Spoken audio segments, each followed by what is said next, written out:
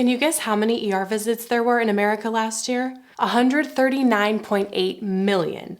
That's as if almost half of the entire US population checked into an ER. What is bringing all these people to the hospital? Today's video is part 1 of a 4-part series exploring last year's top 10 reasons for ER visits in America. I'm going to break down worst case scenarios for each of these chief complaints so you can get a better idea of what's probably worth going to the ER for and what might be better assessed by a primary care physician. This video is not official case-by-case medical advice, but I do hope it'll save you time and money as you go about your daily life.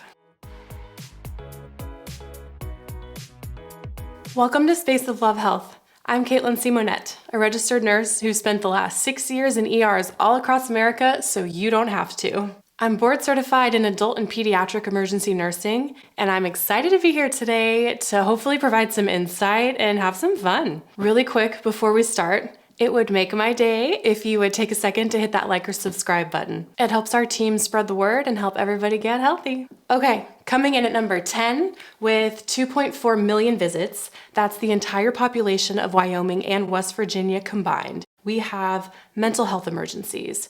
So this could be anything from anxiety and depression to a full-on manic bipolar episode or feelings of helplessness that make you want to kill yourself or hurt someone else.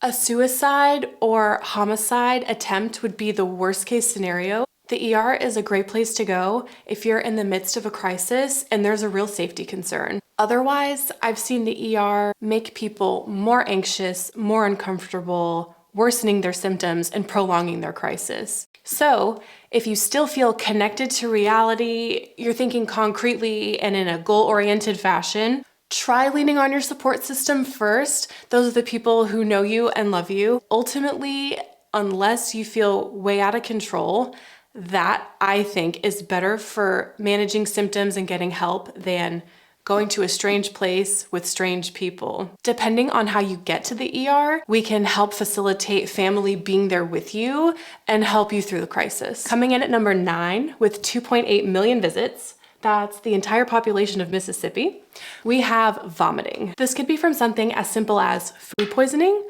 or as complicated as a small bowel obstruction, which is basically a traffic jam in your 20-foot-long intestine. Ultimately, anything that's making your abdominal organs angry could cause you to vomit. Worst case scenario, you become so dehydrated from losing all that fluid that you die. The ER is a great place to go if you're truly in need of fluids and electrolytes. Otherwise, try putting yourself on a clear liquid diet and keeping fluids down at home. Give it some time, sip some ginger tea. If you have pain all over your abdomen, it could be constipation, which you could try to relieve with some fibrous food. Grab some prunes and a little bit of water and see what you can get down through there. To sum it up, if your stomach is nice and squishy and you're still making urine, it's likely best to grab your favorite puke bucket and hold on for the ride. If things don't improve, the next step would be to call your primary care physician. Coming in at number 8 with 3.1 million visits, that's the entire population of Arkansas,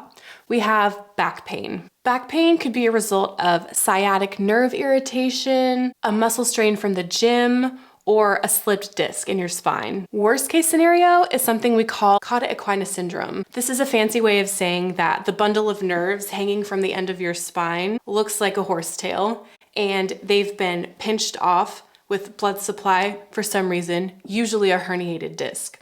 This can cause paralysis and incontinence. So, unless you're peeing your pants, it's likely that you have muscle or nerve pain that can be treated with rest, ice, heat, and not spending 6 hours on a brick mattress. There you have it, the chief complaints that came in 10th, 9th, and 8th. My hope is that you're feeling more empowered to make decisions about your health.